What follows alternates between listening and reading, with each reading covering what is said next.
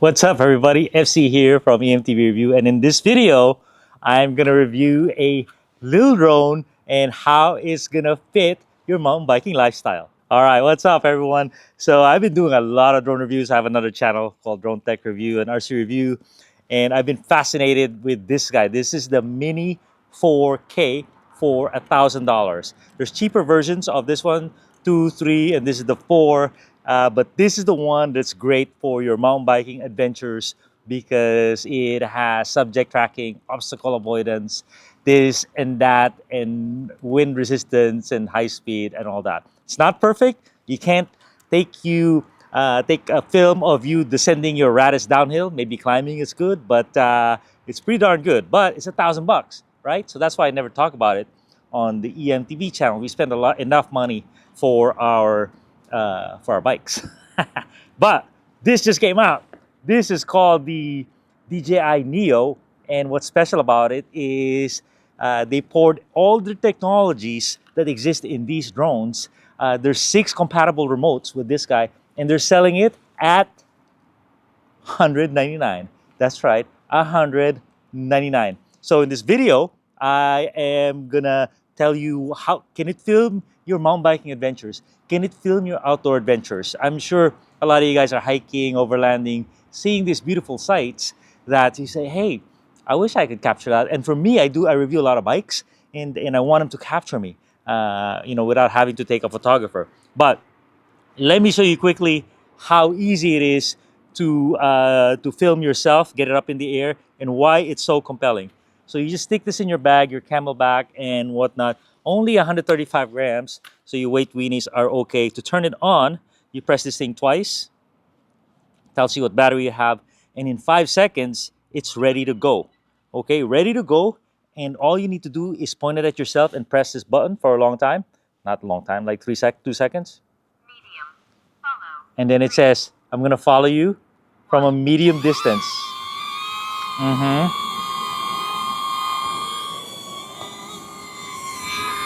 So check this out. It's following me.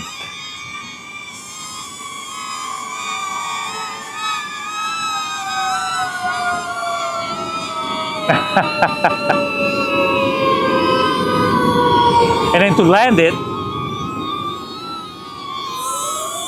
it's totally following me. And what's really cool is it's little, and it doesn't have obstacle avoidance, but it doesn't care. And you could pet it like your dog. Oh, I wish I had an Aussie sheephound to follow me. This will follow you. So it hits you, right? Boom. No big deal. And that's why it's so great. That's why I'm so excited about it. To land it, you just go like this, pack it in, and then you say, I want to do one of those fancy circle moves, like the 2 meters. like the Instagrammer. She goes, okay. 2, 1.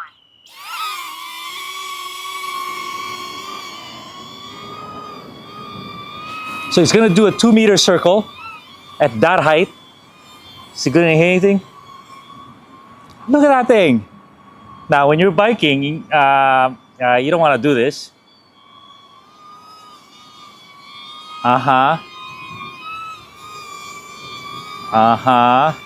You want it to follow you. There's also a follow me mode called subject tracking. And look at that, it comes back to me. All you need to do is stick your hand out and then say, come here, my friend. Isn't that cool? $199, and it's a DJI, so the first day, and they could have sold this at $399. They would have sold a ton, but at $199, I'm pretty sure they're gonna sell out. So it is just mind-blowing. The whole drone industry is kind of shaking with this. The competitor called Hover X1 introduced one last year, but they're like at $400, and it's not as good. This one has 6 modes of controller. You can control it with this guy. If you already had this, kind of expensive. This is $240. FPV, but they're gonna come out with so many cheaper controllers for this guy. Have some aerobatics. I've been flying this FPV. I float in my house to the outside.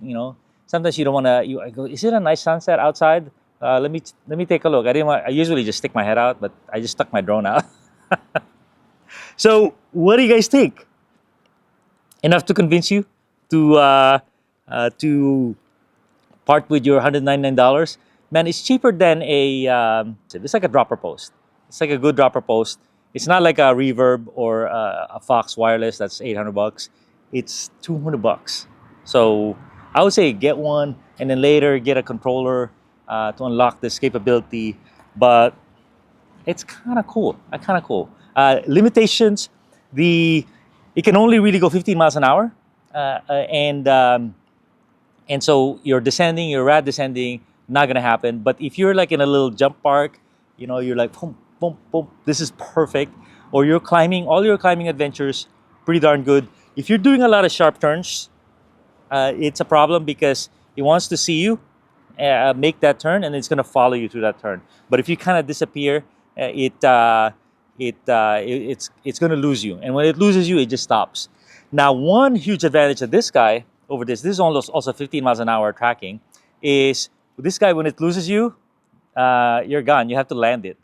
This guy, when you show your head, it's like a pet. It recognizes you and like comes back to you. So a few advantages of this guy to this guy, but mostly the cost, the price, barrier to entry. The practice you're gonna get, pretty darn good. So let me know in the comments if this is something that kind of interests you in your biking and outdoor lifestyle. Thanks a ton. All right, let me close with some demonstration of some riding footage. This is a mode called direction track, and not even the fancy drones have this. This tries to follow you from in front of you, and this I think is really important, so you can see the bike, you can see the rider. Most all drones follow from behind, follow me mode, and although okay, you can't see the rider or the bike. So it's good to have a mix of both. Now this mode is very difficult to achieve because the drone is going backwards and this thing has no obstacle avoidance. So it just kind of tries to anticipate where you're going. So limited use, but if it's pretty open, it's good. And now we go to the classic follow me mode, and the DJI Neo does it pretty well. It has 3 distances that it can follow from and 3 heights that it can follow from. And the biggest advantage of the Neo is because it's not afraid of collision, of hitting you. Then it can follow you really low, even lower than your head level, or at your head level. Not the end of the world if it bumps into you, as opposed to another drone with propellers that are exposed. So 135 grams and cage on the propellers means it's pretty safe. And the amazing thing is this thing has no obstacle avoidance. There's also no beacon that is tracking you with. It's doing this purely by image tracking. So it has the image of your face and body, and it is following you. It's trying to go where you are going, and because of that, it's able to find a clear path through the trees. And so it does very well. The limitation is it can only go about 15 miles an hour, and if you do any sudden turns, it is a problem. But pretty darn impressive, right?